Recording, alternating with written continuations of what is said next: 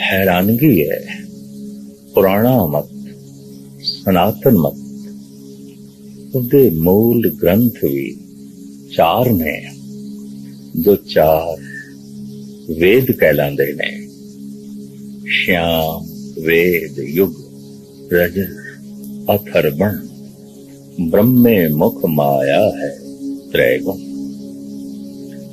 ऋग्वेद है, शाम वेद है, यजुर्वेद है, अथर्वण वेद है।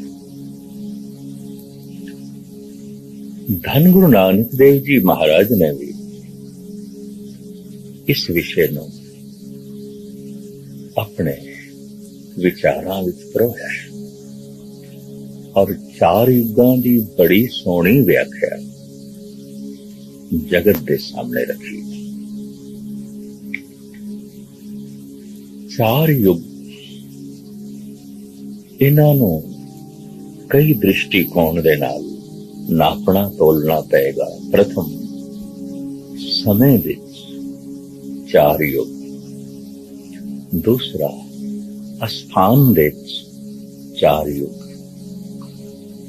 तीसरा मन दे मानसिक अवस्था दीयां चार श्रेणियां जिन्हां नूं असीं चार युग कह सकते हैं। प्रथम समय दे ऐसा मनिया गया है कि 1.5 लाख साल बाद युग बदल जाते हैं और पुराणिक ग्रंथां विच युगां दी बकायदा उम्र भी दसी गई है। इतने युगा बाद, इतने समय बाद युग बदल जाता है। युग दी तब्दीली समय ते खड़ी है और हर युग दा अवतार भी मनिया गया। दूसरा युग स्थान, तीसरा युग मानसिक अवस्था और ये तीनों पहलू मैं तुहाडे सामने उजागर करने लगा। प्रथम समय विच चार युग। इतिहास नूं वाचिए अज तो 5000 साल पहले श्री राम हैगे सन और अज तो कोई 3500 साल पहले श्री कृष्ण हैगे सन। अंदाजन 550 साल पहले धन गुरु नानक देव जी महाराज हैगे सन। पर ये तिन्ने अवतार ते 5000 साल दी अवधि विच ही हो जाते हैं। एक युग दी लखां साल दी उम्र कपोल कल्पना तो बिना और कुछ नहीं। क्यों? श्री राम नूं त्रेते युग दा अवतार मनदे हैं कि 1500 साल बाद कृष्ण मौजूद सी। श्री कृष्ण नूं द्वापर युग दा अवतार मनदे ने और 3000 साल बाद गुरु नानक प्रगट हो गए और धन गुरु नानक देव जी कल युग दा अवतार मने जाते ने। एक सारे दे सारे 5000 साल विच हो गए। ऐसा अंदाजा है एक युग दी उम्र समय विच नापीए तो 2500 साल के बाद हो नहीं सकती। कुल अवधि 2500 साल। युग दी तब्दीली किस तरह होती है, किवें मन लिया जाए युग बदल गया। लखां साल पहले जो सूरज सी अज भी हुई। लखां साल पहले जो चंद्रमा सी अज भी हुई। और इसे तरीके नाल धरती भी होई, तारे भी होई ने, सियारे भी होई ने, सागर भी होई है। और किसे हद तक कुछ थोड़ी नदियां दे रदल बदल तो बाद सारियां नदियां भी होई ने। पुराने तो पुराने इतिहास विच गंगा का जिक्र है, वग रही है अज भी। पुराने इतिहास विच जमुना का जिक्र है, नर्मदा का जिक्र वग रही ने अज भी। तो जमीन ओही है, दरिया ओही ने, ओही है, सूरज चंद तारे ओही ने। तो इत्थों गल स्पष्ट हो गई, युगां दी तब्दीली मनुख दी तब्दीली ते खड़ी है, ना कि सूरज दे बदलण ते, क्योंकि सूरज ते ओही है, चंद्रमा ते ओही है, सब कुछ ओही है। कि जब सब कुछ ओही है तो फिर ते कोई इक्को ही युग होना चाहिए? नहीं, युगां दी तब्दीली मनुख ते खड़ी है और युगां दी तब्दीली मनुखी सोच ते खड़ी है, विचारधारा ते खड़ी है। या इंज कह लो, युग एक विचार का ना है, एक मानसिक अवस्था का ना है। मनुख दे विचार दे बदलदियां संसार बदल जाता है, युग बदल जाता है।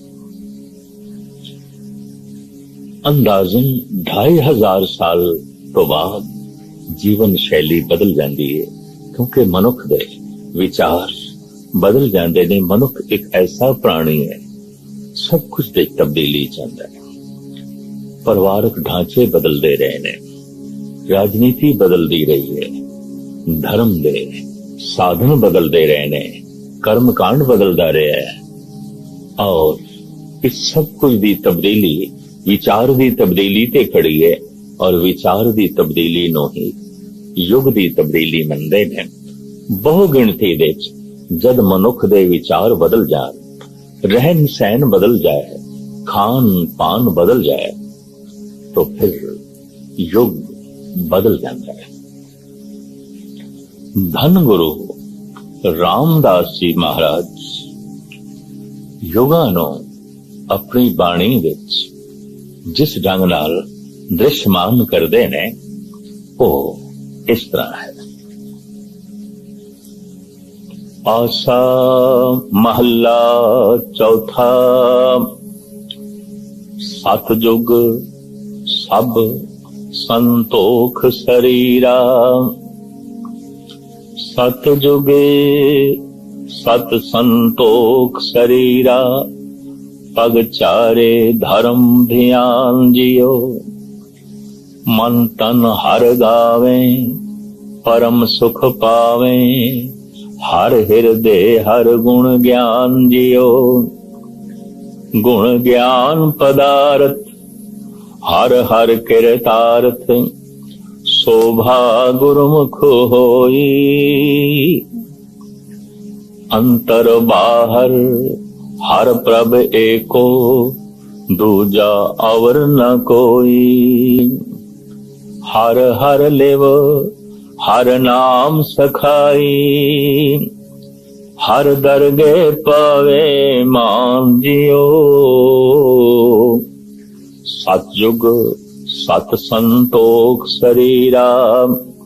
पग चारे धर्म ध्यान जियो। धर्म तख्त ते बैठा सी, तख्त ते चार पैरों में।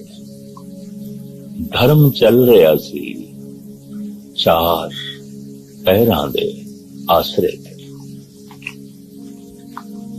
धन गुरु रामदास जी महाराज फरमांदे ने, सतयुग दे धर्म दे चारे पैर मौजूद सन। सतयुग सत संतोख शरीरा। मनुख दे शरीर दे अंदर संतोख सी, सत सी, उच्चा आचरण सी, परोपकारी बिरतियां सन और संतोख सी। मन विच तन विच प्रभु दे गीत सन। संतोखी जिंदगी कल कलेश तो बची हुई सी, लिव प्रभु नाल जुड़ी हुई सी। इस तरह गुरु रामदास जी महाराज सतयुग दी व्याख्या करते ने।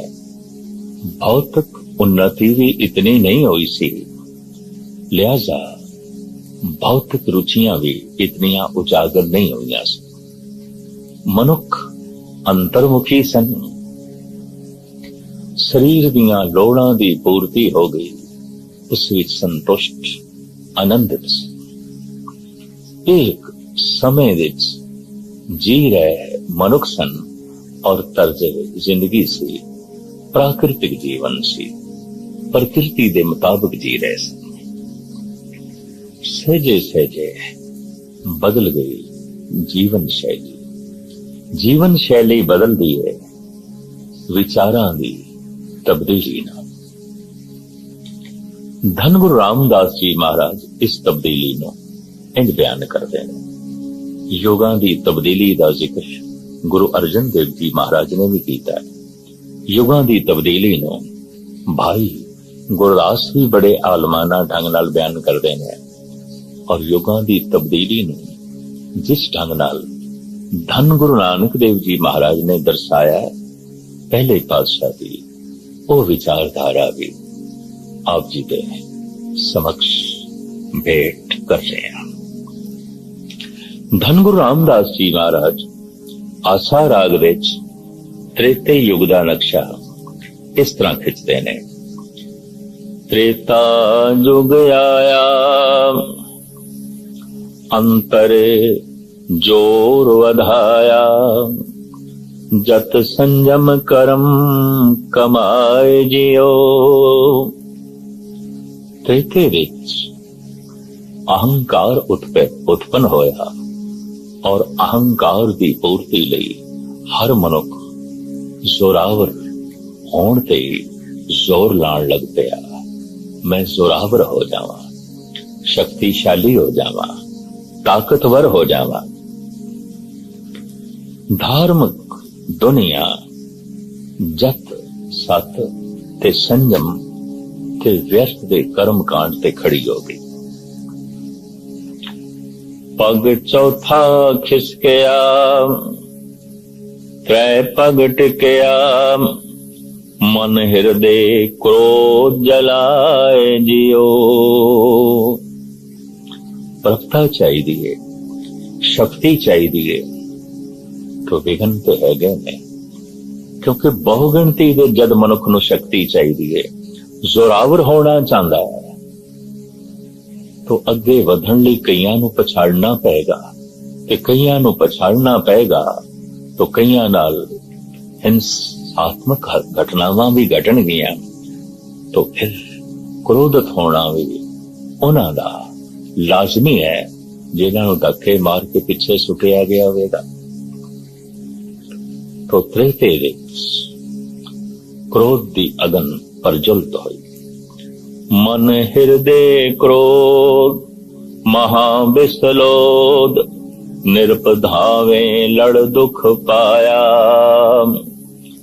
अंतर ममता रोग लगाना, हौं में अहंकार वधाया। राजे छोटे छोटे रजवाड़े जागीरदार आपस विच लड़न मरण लग पे। मोह ममता भी वध गई, अहंकार भी वध गया, क्रोध भी वध गया। सतगुरुदेव जी महाराज अगां फरमान करते ने, हर हर कृपा धारी मेरे ठाकुर, बिख गुरमुख हर नाम ले जाए जियो। तेता जुग आया अंतर जोर पाया, जत संयम करम कमाए जियो। त्रेते युग विच हर मनुख शक्तिशाली होना चाहता है। अहंकार दी जहर वध गई। जिसनों दूर करने वास्ते, इस जहर नूं दूर करने वास्ते सिर्फ प्रभु दा नाम सी, पर इस तो ओले होके लोकी संजम ते जत रख के अपनी शक्ति वधा के दूजियां नूं पछाड़ना चाहते ने और स्वयं शक्तिशाली होना चाहते ने। इस तरह दियां मनोबिरतियां विच त्रेते युग दे जी रहे ने। दुआपुर अगर हुण जिस युग विच असीं जी रहे हैं, जिसनों कलयुग कहंदे ने, इत्थों गिणती करिए ते दुआपुर दूजा पुर, त्रेता तीजा पुर और सतयुग चौथा बन जाता है। और ये गिनती ठीक है, त्रेते तो मुराद तीजा, द्वापुर तो मुराद दूजा युग। कलयुग प्रथम मनिए तो सतयुग चौथा बन जाता है। सतयुग नो प्रथम मनिए तो कलयुग चौथा बन जाता है। पर जो प्रचलित गाथा है वो सतयुग, त्रेता, द्वापर ते कलयुग इस तरह गिनती चल रही है। पर अखरी अर्थ करांगे त्रेते दे तो तीसरा युग, द्वापर दूजा युग, कलयुग ये पहला युग जिस विच असी जी रहे। ये पहला जो लंघ गया, दूजा जो उस तो भी पहले लंघ गया, तीजा और जो उस तो भी पहले सी चौथा। द्वापर, द्वापुर दी रूप रेखा धन गुरु रामदास जी महाराज इस तरह पेश कर देने। जुग द्वापुर आया भरम भरम आया, हर गोपी कान उपाय जियो। तप तापन तापे जग पुण्य आरंभे, अत क्रिया कर्म कमाए जियो। क्रिया कर्म कमाया पग दोए खिसकाया, दोए पग टिके टिकाए जियो। महाजग जोध बो कीने, महाजग जुध बो कीने, विचों में पचे पचाए जियो। दीन दयाल गुर साध मिलाया, मिल सतगुर मल ले जाए जियो। जुग द्वापुर आया भरम भरम आया, हर गोपी कान उपाय जियो। द्वापर युग दी रूप रेखा धन गुरु रामदास जी महाराज बयान करदे होया कहंदे ने, जगत भरम विच पै गया,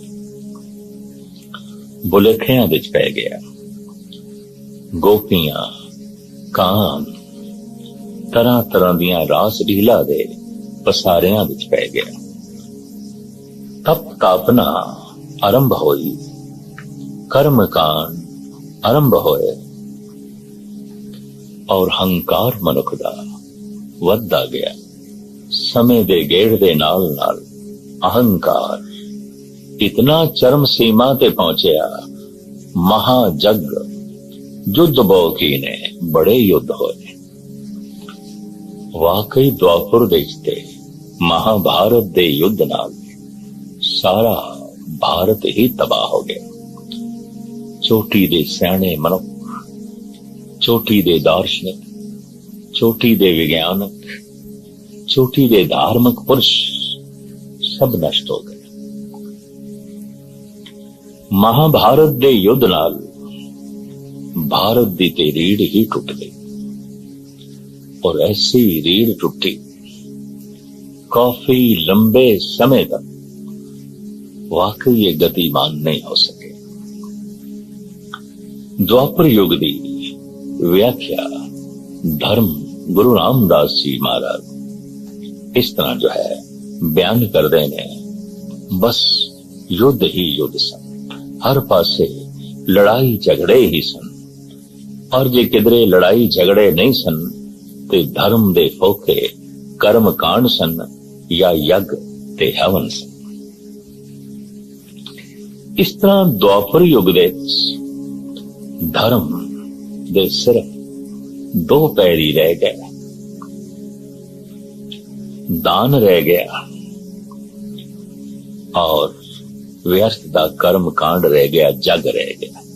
जग ते दान, इन्हां दो पैरां दे उत्ते धर्म टिक गया। संतोख ते सत्य, ये दो पैर उड़ गए। इस तरह धर्म दो पैरां ते टिकिया। समय दे गए नाल कलयुग आया और ये युगां दी व्याख्या समय के मुताबिक इस वक्त कीती जा रही है। फिर अस्थान दे, फिर मानसिक अवस्था दे, जिवें जिवें गुरबाणी ने खोलिया मैं संगत के श्रोतियां दे सामने रख रहे हैं। कल जुग हर किया पग त्रै खिसकिया, पग चौथा टिके टिकाए जियो। गुर शब्द कमाया औखद हर पाया, हर कीरत हर सांत पाए जियो। हर कीरत रुत आई हर नाम वडाई, हर हर नाम खेत जमाया। कल जुग बीज बीजे बिन नावे, सब लाहा मूल गवाया। जन नानक गुरु पूरा पाया, मन हृदय नाम लखाए जियो। कल जुग हर किया पग त्रै खिसकिया, पग चौथा टिके टिकाए जियो। एक पैर रह गया प्रभु दी कीर्ति, हरि दा जस गायन करना। इसते ही कल युग विच धर्म एक पैर दे टिक गया, बाकी ते सब कुछ उड़ पुड़ गया। कल युग दी व्याख्या द्वापर त्रेते ते सतयुग दी व्याख्या धन गुरु रामदास जी महाराज समय दे रूप रेखा विच नाप तोल के इस तरह जो है बयान करते ने और अपना फैसला इंज देंदे ने। कल युग बीज बीजे बिन नावे, सब लाहा मूल गवाया। कल युग दे कोई भी बीज मनुख बीजे, जत दा सत दा कर्म दा और तरह तरह दे साधनावां दा, लेकिन नाम ना जपे। कल युग बीज बीजे बिन नावे, सब लाहा मूल गवाया।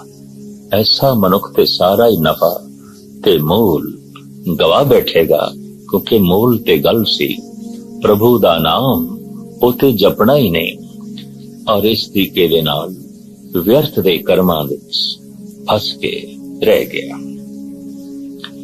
धन गुरु रामदास जी महाराज ने समय दी रूप रेखा विच जो युगां दा चित्रण कीता ਉਹ इस तरह है। धन गुरु नानक देव जी महाराज इसनों अपने ढंग नाल बयान करते ने, और भगत रविदास जी महाराज ते इत्थे तक कहते ने सतयुग सत त्रेता जगी, द्वापर पूजा चार, तीनों जुग तीनों दृढ़े, कल केवल नाम आधार। ठीक तिन्ने युग अपनी थां ते महान होवणगे, और मौजूदा एक कल युग इस देश ते उधार केवल प्रभु दे नाम ते जप ते खड़ा है। कल केवल नाम आधार। धन गुरु नानक देव जी महाराज इस तरह प्रमाण करते ने, सतयुग त्रेता द्वापर भणिए, कल युग उत्तम जुगा माए, ये सब तो श्रेष्ठ युग है, उत्तम युग है, महान युग है।